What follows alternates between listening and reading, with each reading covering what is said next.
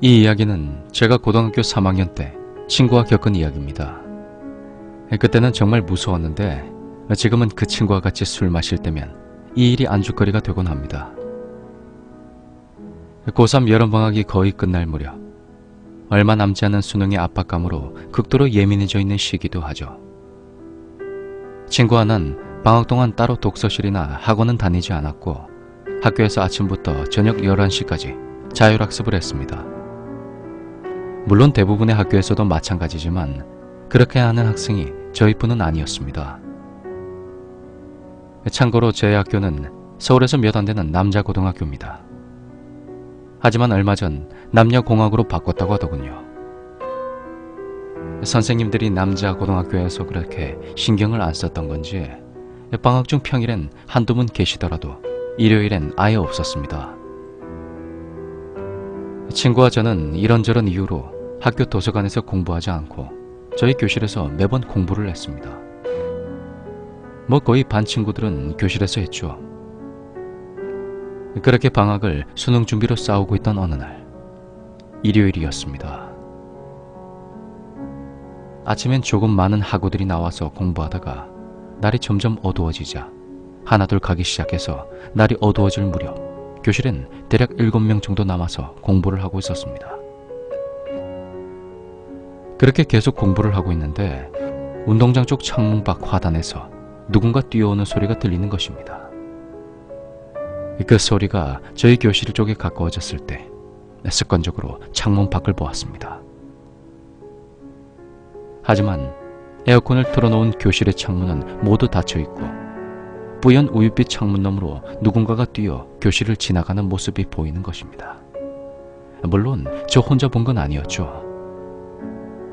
조금 있으니까 또 같은 방향에서, 그러니까 교실 뒤에서 앞쪽 방향으로 누군가 뛰어가는 소리가 들리더니 창문에 형체만을 그린 채 지나가는 것입니다. 그런 상황이 서너 번 더 있고 나서야 친구들이 하나둘 짜증내기 시작했죠. 아이씨, 누구고? 한 짜증나게 누가 뛰어다니노? 아, 저 새끼 죽여볼까?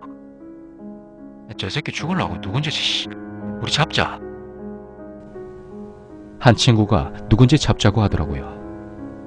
그래서 저희는 그놈이 어느 정도 시간을 두고 뛰어가니까 몰래 화단에 나가서 숨어 있다가 그 녀석을 잡기로 했습니다. 그래서 친구 2명이 나가서 몰래 기다렸습니다. 그렇게 조금의 시간이 흐르고 또 누군가 뛰어가는 소리가 들리더군요. 이윽고 창문에 사람의 형체가 교실을 지나갔습니다. 그때 교실에 있던 친구들은 모두 같은 생각을 했을 것입니다. 아, 누군지 잡혔겠네. 제 새끼 이제 죽었다. 이렇게요. 근데 이제 들어와야 할 친구들이 들어오지 않는 것입니다. 뭘 하느라 안 들어오나, 싸움이라도 안 나는 건가 싶어 친구들 모두 나갔죠. 근데 먼저 나가 있던 친구들은 숨어 있던 자리에 그대로 있는 거였습니다. 야, 너희들 왜 다 나오노? 어? 왜 나오는데? 숨어있던 친구 중 한 명이 말했습니다. 그러자 우린 물어봤죠. 누구 지나간 사람 없었냐고. 근데 대답은 아무도 없었다고 하는 것입니다. 저희들은 말도 안 되는 소리라고, 거짓말이라고 믿고 싶었지만 정말 아무도 지나가지 않았다는 것입니다. 교실에 있던 친구들과 난 분명히 보았는데 교실에 들어온 친구들은 하나같이 귀신이라며 책가방을 싸기 시작했습니다. 그러더니 어느새 모두 가버렸죠. 하지만 저는 괜한 호응심이 생기더군요. 왜 그랬을까? 근데 저 같은 친구가 딱 한 명 더 있었습니다. 저희 둘은 서로 끝까지 있어 보자고 했죠. 근데 희한한 건 친구들이 모두 가고 둘이 남아있고 그 후부터는 아무 소리도 들리지 않는 것입니다. 그렇게 공부를 또 하고 있는데 갑자기 교실 문이 확 열리더니 수희 아저씨가 한마디 하시더라고요. 야, 학교에 공부하는 사람 학생 둘뿐인데 빨리 가라. 시계를 보니 밤 10시가 조금 지난 시간이더라고요. 그래서 친구와 좀 더 할까 말까 얘기하다가 아까 이상한 일도 있고 했으니 오늘은 그냥 가기로 하고 정리하고 나가려고 하는 순간 갑자기 정전이 되는 것입니다. 우린 수희가 빨리 가라고 일부러 그런 줄 알고 막 욕을 해댔죠. 그렇게 어두운 교실을 지나 학교 건물을 지나려고 하는데 문이 잠겨 있는 것입니다. 그것도 쇠사슬로 해서 말이죠. 다들 아시죠? 학교 현관문은 사슬로 채우는 거. 그래서 다른 쪽으로 출구로 가보았지만 그쪽도 마찬가지였습니다. 그리고 학교 문이란 문은 전부 가봤는데 모조리 잠겨 있더라고요. 그렇게 모든 문이 잠겨 있는 걸 알게 된 친구와 저는 겁이 나기 시작했습니다. 이럴 줄 알았으면 아까 친구들하고 같이 갈걸. 지금 같으면 핸드폰이라도 있어서 전화라도 하는데 9년 전이니 핸드폰 구경도 못할 테고. 수의실, 당직실 모두 가보았으나 학교에는 친구와 저 둘뿐이었습니다.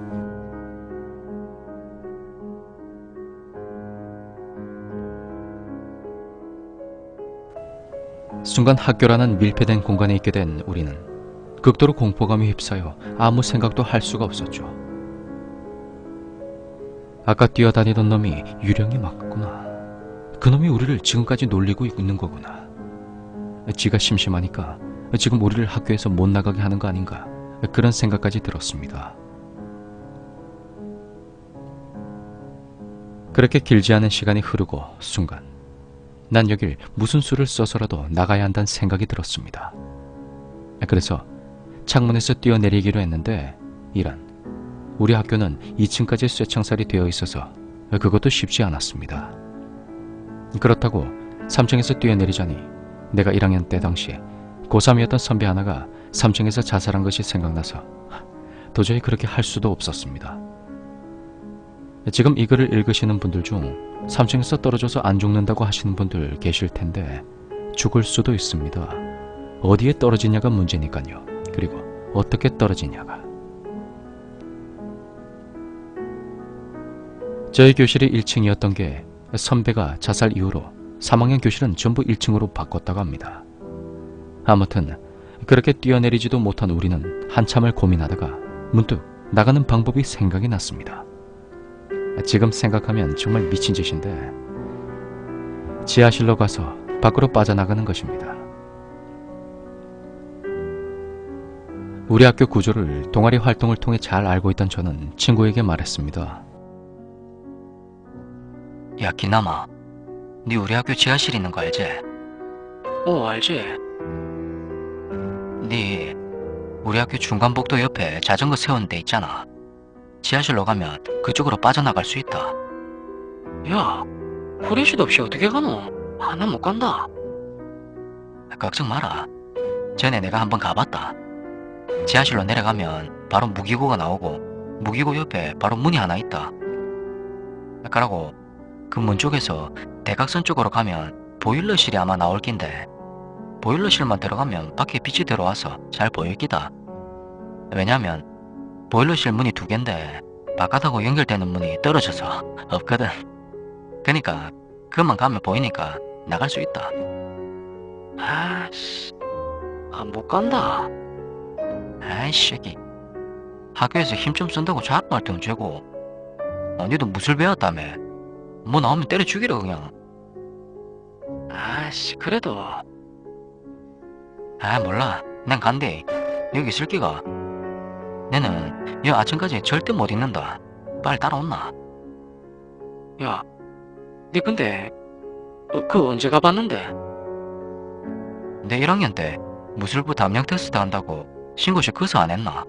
걱정 마라, 길 아니까. 그렇게 저는 친구를 데리고 학교 지하실로 내려갔습니다. 친구한테 말로는 걱정 말라고 했지만 정작 제 자신은 정말 무지 겁이 났습니다. 계단 아래에 내려온 우린 비상전기로 들어오고 있는 비상구등의 가는 불빛 덕택으로 무기고문에 붙어있는 명판을 볼 수가 있었죠. 무기고가 여기면 여기서 바로 오른쪽이 창고로 들어가는 곳이고 여기서 대각선으로 가면 보일러실 문이 나오겠지. 그렇게 다시 한번 생각을 가다듬은 난 잠시 숨을 고르고 친구에게 말했습니다. 기남아, 가자. 잘 따라왔네. 말은 힘차게 했지만 지하실 창고에 들어가는 순간 온몸에 소름이 돋는 것입니다. 지하실 특유의 쾌쾌한 냄새가 후각을 자극했고 지하여서 그런지 싸늘한 냉기가 몸을 감싸왔습니다. 한 발 한 발 어둠 속을 오직 2년 전의 기억만 가지고 가려니 정신이 혼미해질 지경이었죠. 1초 2초가 마치 1년 2년인 것처럼 느껴진단 말이 실감이 났습니다. 그러다가 중간 정도쯤 왔을 때 제 친구가 제 옷자락을 잡는 것입니다. 친구도 무서웠던 거겠죠. 기남아, 잘 따라오고 있지?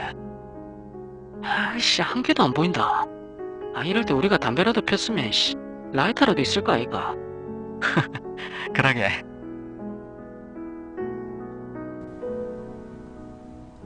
우린 그렇게 창고를 지나갔습니다.